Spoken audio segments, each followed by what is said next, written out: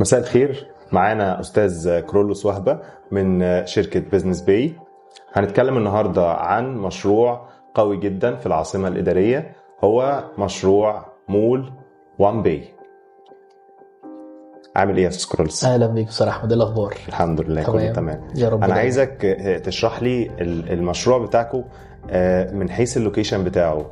ايه المغريات اللي تخلي العميل ان هو يجي يشتري في اللوكيشن بتاع المول بتاع بيزنس باي؟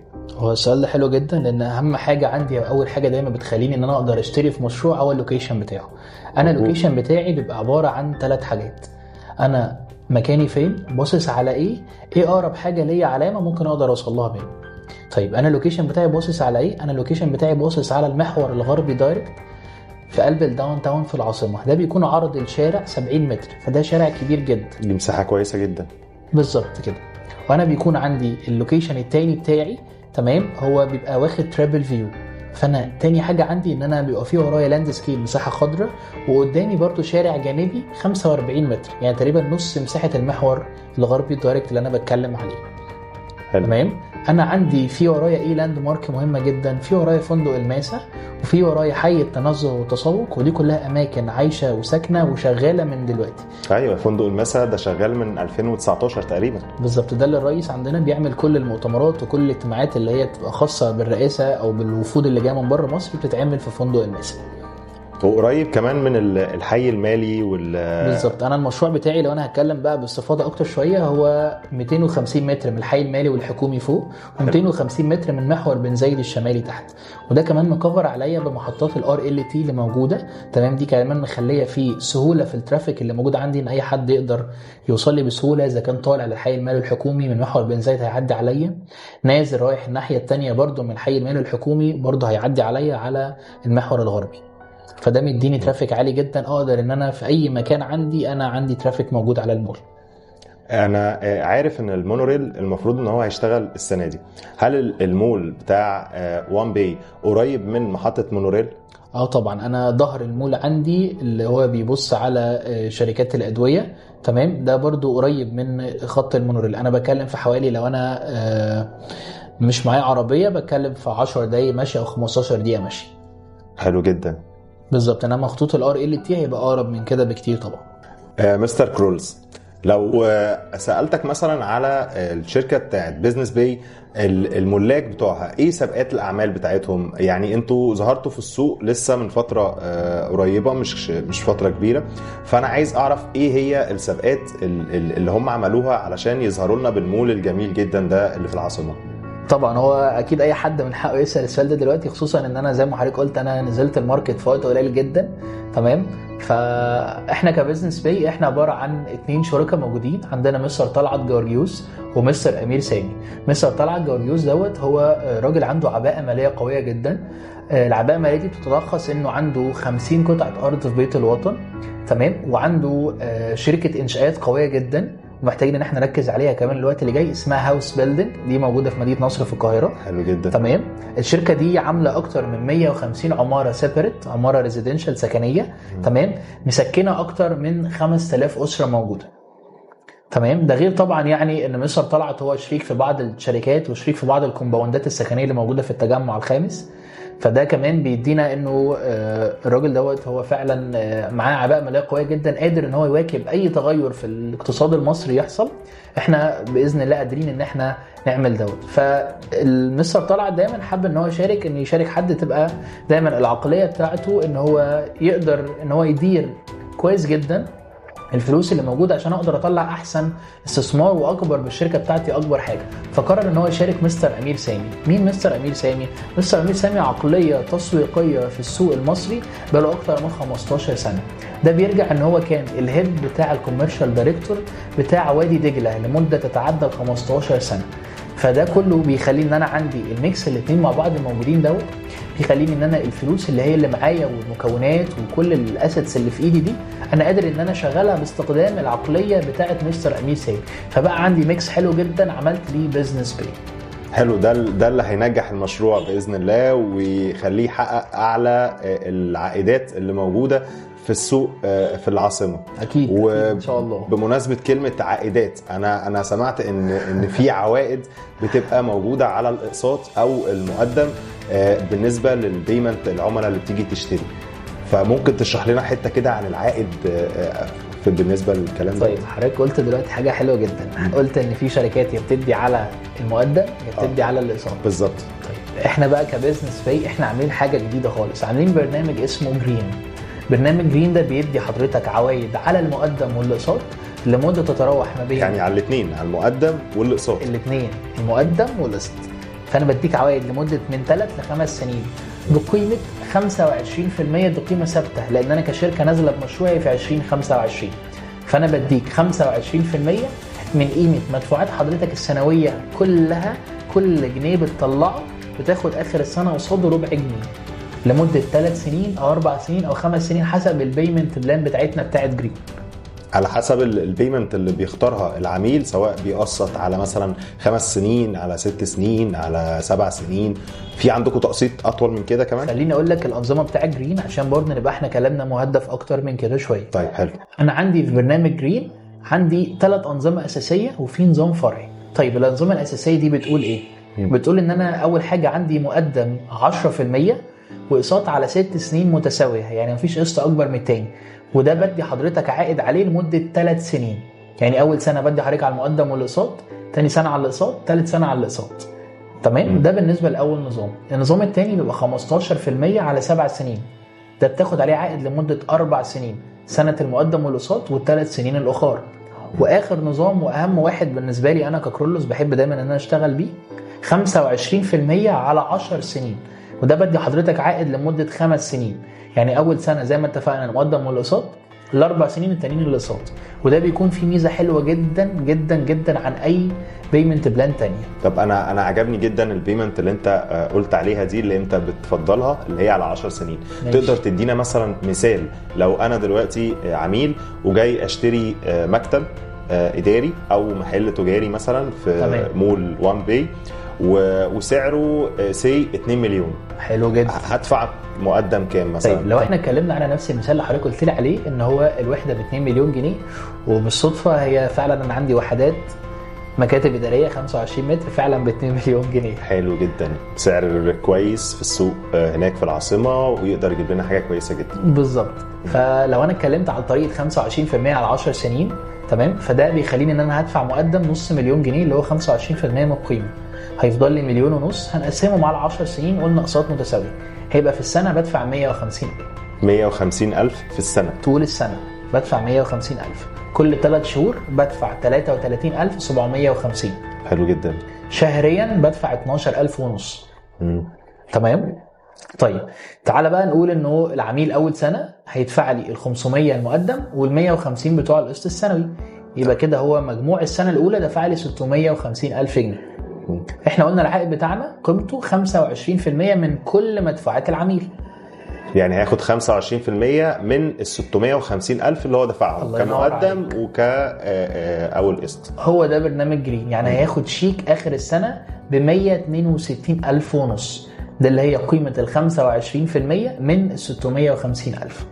ده بالنسبه لاول سنه. اول سنه بياخد على المقدم والاقساط. طب السنه الثانيه مش هيبقى فيه مقدم، هيبقى الاقساط بس، هنبقى ناخد على الاقساط. القسط بتاعي زي ما قلنا في السنه 150,000 صح كده؟ هتلاقي ان انا القسط اللي هو ال 25% من القسط السنوي بتاعي بتكلم في 33,750 جنيه.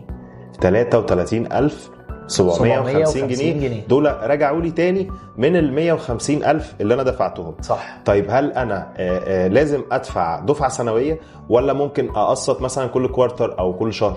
حلو. انا ما عنديش مشكله جدا ان انا ممكن العوائد اللي حضرتك بتاعت اول سنه دي حضرتك مش عايز تستلمها، مفيش مشكله، ممكن ان احنا نقدر ان احنا نخصمها من الاقساط اللي بعد كده. حلو. ده مفيش مشكله، بس انا شرطي الوحيد ان انا يبقى السنه الاولى مدفوعه كامله.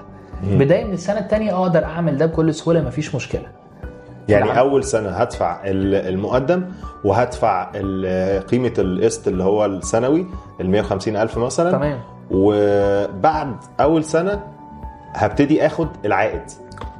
الله ينور. تمام. اللي هو ال 25%، اللي هو وممكن 25%. ما استلموش، اقول لك خصم ده من ده بالظبط. كده، بدل ما هدفع 150 هدفع مثلا 120 او هدفع 110. هتلاقيني انا بعمل لك بيمنت بلان محترمه، تمام، بنخصم فيها العوائد بحيث يبقى القسط بتاعك مثلا بدل ما الكوارتر ب 33 ممكن مثلا كوارتر ينزل 25 ينزل 24، لان انا برضو مش هقدر اخصمها لك من سنه كامله، انا ممكن نخصمها على 3-4 سنين.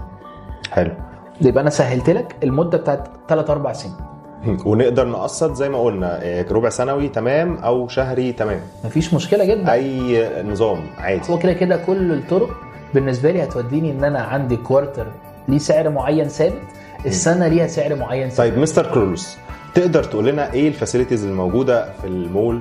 يعني ايه الخدمات، الحاجات الحلوه بقى اللي شركه بيزنس باي عاملاها لنا في المول دوت؟ انا كنت مستني السؤال ده من الاول. طيب تعالى ندردش مع بعض كده، نعرف اصلا وان باي مول ده هو اتسمى ليه كده الاول، وهو كام دور، وايه الحاجات اللي فيه اللي تخليه موجود مهم. طيب وان باي مول ده انا اتسميت بيه لان انا عندي كونسبت الوان داي. ايه الوان داي ده؟ ان انا اقدر اشغل اي وحده اداريه او طبيه من بعد الاستلام بتاعي مباشره بيوم واحد، يوم واحد بعد الاستلام. طبعا ده كونسبت، ده يرجع لايه؟ ان انا عندي استشاري هندسي قوي جدا اسمه باشمهندس محمد طلعت، ده اللي مسؤول عن المشروع بتاعي انترنال واكسترنال، يعني هو اللي عامل الماستر بلان وهو اللي بينفذ مع الشركه لحد المول بتاعي ما يطلع. تمام. والوحدات بتاعتي بتبقى كلها اذا كانت اداريه او طبيه، تمام، هي بتبقى متشطبه بالتكييفات. متشطبه بالتكييف مش بمكان التكييف، يعني انا كعميل اشتريت دلوقتي معاك في مول وان باي، هستلم الوحده بتاعتي سواء مكتب او محل او عياده. مكتب او عياده، تمام، هستلمه متشطب وبالتكييف، وتاخد المفتاح مني بعد 3.5 سنين بتوع الاستلام. اتفضل يا مستر احمد، المكتب بتاع حضرتك او عياده حضرتك جاهزه، حضرتك حط الفرش وتقدر تشتغل. بس يبقى انا ما عليا ان انا احط الفرش واشتغل على طول، بس كده. طيب والمحلات التجاريه؟ المحلات التجاريه كلها بتتسلم كورانشيل، يعني طوب احمر. تمام، عشان برضو انا المحلات انا مش هقدر اتحكم قوي في التخصص بتاعها، بيرجع لحضرتك اكتر. فده ممكن ان ما حضرتك تغير اوبشن تعمل حاجه، انما المكاتب والعيادات يبقى هي اوريدي متخصصه مكاتب وعيادات. كمان انا عندي ميزه حلوه جدا، انا عندي قبل الاستلام ب6 شهور بكلم العميل بتاعي بقول له يا مستر احمد حضرتك واخد معايا مكتب، حضرتك انا عندي 3 ديزاين من التشطيب، ممكن حضرتك تختار واحد منهم عشان انا اقدر اعمله لحضرتك. حلو جدا.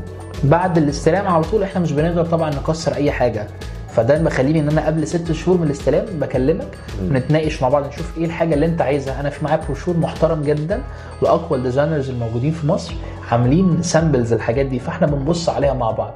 انت بتقول لي والله يا كرولوس انا في حاجه معينه دي انا حابب الشكل دوت، خلاص يبقى هو الشكل ده حضرتك بتستلمه، تمام، بعد ال3.5 سنين بتوع الاستلام تاخد مفتاح حضرتك تقدر انت تشغل المول. حلو جدا. هي المول نفسه التقسيم بتاعه، يعني احنا كدور ارضي مثلا عندنا محلات، هل في باركينج؟ هل الطبي مثلا كام دور؟ الاداري كام دور؟ حلو جدا. طيب نخش بقى في المول سريعا جدا. هنلاقي ان احنا عندنا المول بتاعنا ارضي و11 دور. حلو، تمام. وعندي المشروع بتاعي كله باني على 30% وسايب 70% فاسيلتيز واميلتيز للمكان عندي. انا قطعه الارض بتاعتي بتكلم في 2500 متر، فانا 30% بتكلم ان افريج كل دور عندي من 700 ل 740 متر. مساحه كويسه، مساحه كويسه جدا، خاصه كمان انا مراعي وعامل وحدات مساحتها صغيره. تمام. طيب حضرتك سالتني على الباركينج، انا الباركينج عندي 3 اندر جراوند بارك بمساحه المشروع كله، يعني 7500 متر، يعني مساحه ضخمه جدا للباركينج. 3 ادوار تحت الارض، كل مساحه الارض تقريبا انا عاملها ان هي 3 ادوار تحت مساحه الارض باركينج. حلو جدا، عشان الترافيك بتاع المول عندي ما يبقاش في حد متضايق او حد مش لاقي مكان العربيه او الكلاينتس اللي بيجوا، كل ده طبعا يبقى افيلبل. العيادات بقى، عندي العيادات مثلا في عدد محدود من العيادات او في عدد كبير من الواحد؟ انا عندي العيادات عندي انا مراعي ان هي دايما تبقى خناقه اكتر. ايوه بالظبط، ده اللي انا قصدي عليه. ان هو انا مراعي في المول عندي ان انا مدي دورين طبي، الدور الثالث والرابع يبقى دورين طبي، فيهم دور هيبقى اوريدي فيه معمل اشعه وفيهم دور تاني فيه معمل تحاليل. حلو جدا. طبعا احنا عندنا الصيدليه بتبقى في الدور الارضي تحت موجوده، وفي جنبها محل كوزماتكس. حلو جدا. طيب مثلا المصاعد داخل المول تقدر تطلع هل في مصعد مثلا مخصص لكل حاجه؟ يعني في مثلا 7. في 7 مصاعد. 7 مصاعد. انا بتكلم في ان انا عندي 2 اسانسير موجودين في الاندر جراوند بارك بيطلعوا لحد المول كله، دول بيخدموا على المول كله. يعني انا رحت المول دلوقتي، ركنت العربيه بتاعتي تحت، هقدر اخد المصعد واطلع على اي دور عادي ب2 مصعد. بالظبط اي دور تقدر تطلع عادي بقى، اذا كان كوميرشال او اذا كان ميديكال او اذا كان ادمن اوف. احنا عدينا الاثنين اسانسير دول.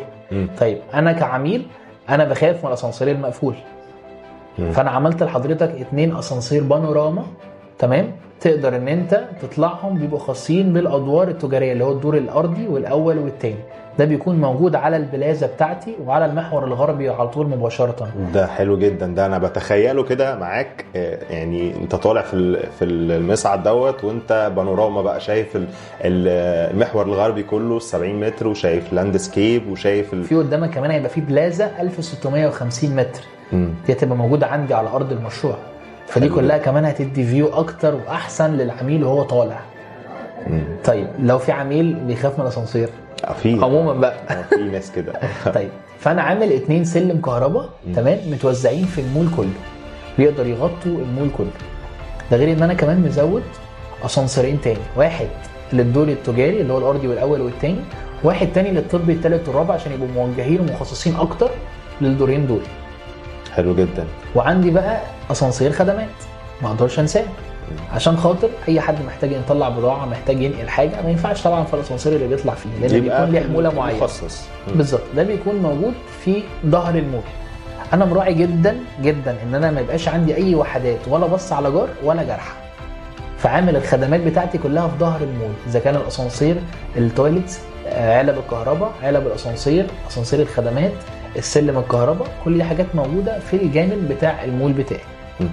خلي بالك كمان ان انا عندي فيه شويه حاجات كده بسيطه حاططهم في كل دور مخليه شكل الدور حلو. ايوه، طلع لنا بقى الحاجات البسيطه دي. ايه بقى طيب انا عندي اولا المساحات بتاعتي بتبتدي من اول 25 متر، يعني وارد جدا ان انا الاقي كويسه جدا، يعني كمكتب مثلا. بالظبط، كمكتب وكعياده وكمحل. الثلاث انا بادي من الثلاث، انا ما عنديش مشكله في المساحه.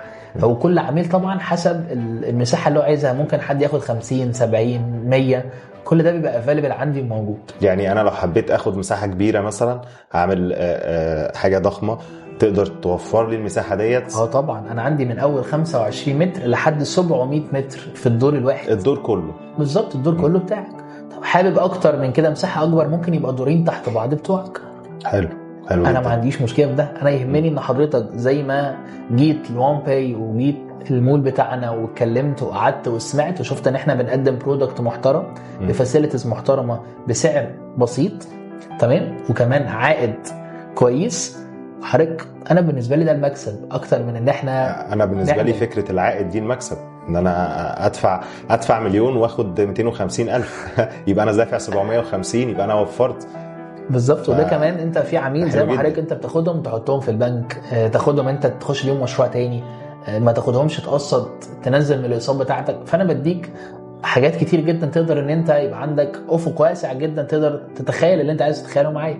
احنا قاعدين بنتخيل مع بعض شكل المول، في 2 اسانسير بانوراما بيبصوا على بلازا، بيبصوا على شارع بره، في 3 اندر جراوند بارك موجود فيهم 2 اسانسير، ومراكز للاي تي ام كاردز موجوده تحت كمان.